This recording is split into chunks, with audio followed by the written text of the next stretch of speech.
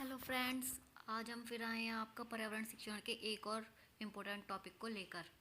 हमारे उस टॉपिक का नाम है मरुपारी तंत्र। मरुपारी तंत्र अथवा मरुस्थलीय पारिस्थितिकी तंत्र।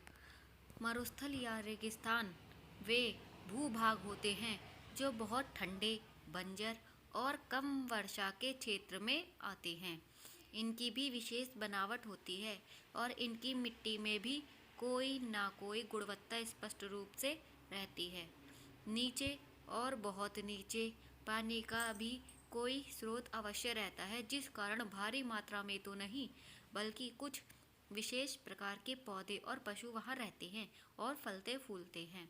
इसी आधार पर भूवैज्ञानिक मरुस्थल की अलग अलग परिभाषाएं निम्न प्रकार से देते हैं। वह स्थान जहाँ वार्षिक वर्षा 25 सेंटीमीटर से कम हो। वह स्थान जहाँ पौधे एवं वनस्पति उग नहीं सकती हों। एंड नंबर 3, जहाँ की मिट्टी शुष्क हो। इस प्रकार मरुस्थल को व्यक्त कर सकते हैं निम्न परिभाषा के अनुसार।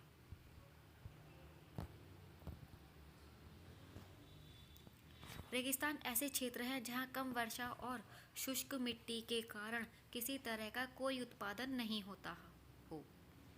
रेगिस्तान ऐसे क्षेत्र हैं जहाँ कम वर्षा और शुष्क मिट्टी के कारण किसी तरह का कोई उत्पादन नहीं होता हो। अधिकांश रेगिस्तान गर्म जलवायु में ही होते हैं, लेकिन उत्तरी तथा दक्षिणी ध्रुवों के पास ऐसे ठंडे रेगिस्तान भी हैं जहाँ नमी तक जम जाती है और किसी प्रकार की वनस्पति के उगने की कोई संभावना नहीं हो सकती। अब हम पढ़ेंगे इसकी उपयोगिता। मरुस्थल की विशेषताएं। मरुस्थल केवल अनुपयोगी या कम उपयोग के ही हो ऐसी बात नहीं है। इनको यदि पूर्वाग्रह से ग्रसित में होकर देखा जाए तो हम पाएंगे कि मरुस्थल का केवल 10 से 20% तक ही ऊपरी आवरण पर रेत है। शेष भाग में बंजरी, कंकड़ पत्थर, पर्वतखंड और अनेक प्रकार की मिट्टी होती है। भारी मात्रा में तेल व प्राकृतिक गैस के भंडार भी रेगिस्तान में पाए जाते हैं। रेगिस्तान में प्राकृतिक रूप से बनने वाले मिट्टी के धोरे पर्यटकों के आकर्षण के केंद्र होते हैं।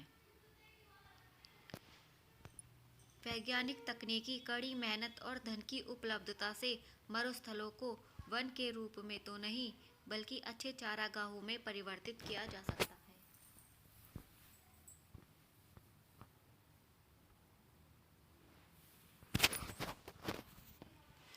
अधिकतर रेगिस्तानों की मिट्टी बहुत शुष्क होती है, जिससे उस पर सामान्य उपज संभव नहीं है, पर कुछ मरुस्थल की मिट्टी में अनेक प्रकार के लवण, खनिज तथा यूरेनियम जैसे दुर्लभ पदार्थ मिल जाते हैं।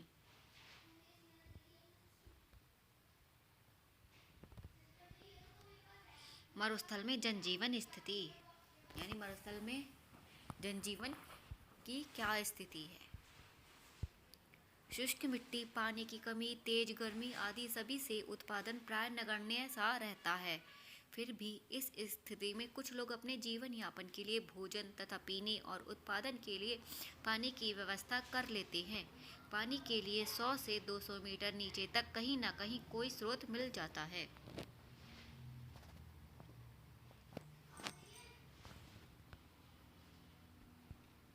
बहुत तीव्र गर्मी में भी यहाँ से पलायन भी कर जाते हैं, जो पुनः कुछ अनुकूल जलवायु में वापस आ जाते हैं। पशु और अन्य जीवों में बड़े बड़े कीड़े, मकड़ा, अजगर, पक्षी, हिरन, लोमड़ी, भेड़िया मिल जाते हैं। बड़े जानवरों में ऊँट विशेष रूप से इस वातावरण में रह सकता है, क्योंकि यह बिना बाहरी जल के काफ़ी समय तक जिंदा रह सकता है। इसी कारण इसे रेगिस्तान का जहाज भी कहते हैं, क्योंकि ये कई दिनों तक बिना पानी पिए रह सकता है।